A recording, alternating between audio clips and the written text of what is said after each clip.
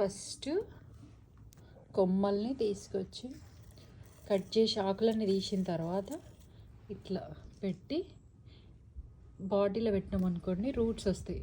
దీనికి స్లోగా స్టార్ట్ అయిపోయింది కదా, స్టార్ట్ అయిపోయింది. ఒక్కొక్క దానికి ఒక్కొక్క టైంలో వస్తుంది బేసిక్గా. కొన్ని ఆల్రెడీ వచ్చేసినాయి, ఇవి మాత్రం కొంచెం లేట్ ఉన్నాయి. దీనికి ఇంకా రాలేదు, చూడండి.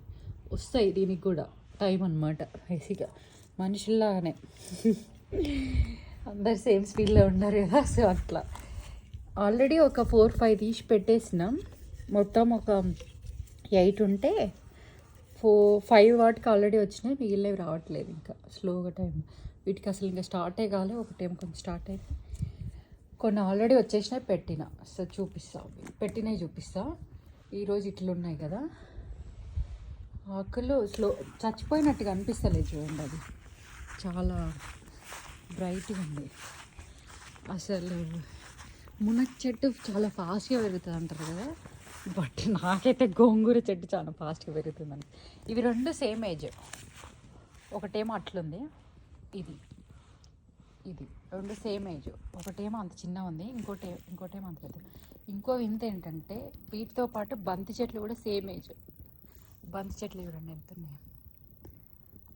ఓకే, సో ఇది ఇంకోటి ఏంటంటే ఇప్పుడు మనం చూపించారు కదా, అవే సేమ్. ఇవి కొంచెం ఫాస్ట్గా వచ్చేసినాయి అనమాట. వీటిని పాతిన చూడండి.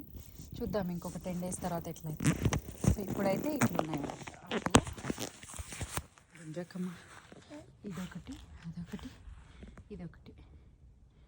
ఐ థింక్ గోంగూరలో యూఎస్లో కొనే బదులు ఇది మంచి ఆప్షన్ నాకు తెలియదు ఇంత బాగా వస్తాయని.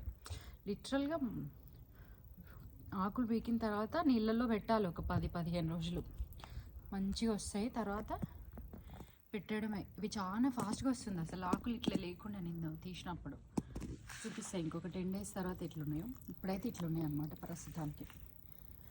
Okay, let's see. ఇది మాత్రం గింజ నుండి, ఇది 1 month ఓల్డ్ ప్లాంట్ ఏమో. చిన్నగా ఉన్నప్పుడు చాలా స్లోగా వచ్చింది, ఇప్పుడైతే తాడి చెట్టే.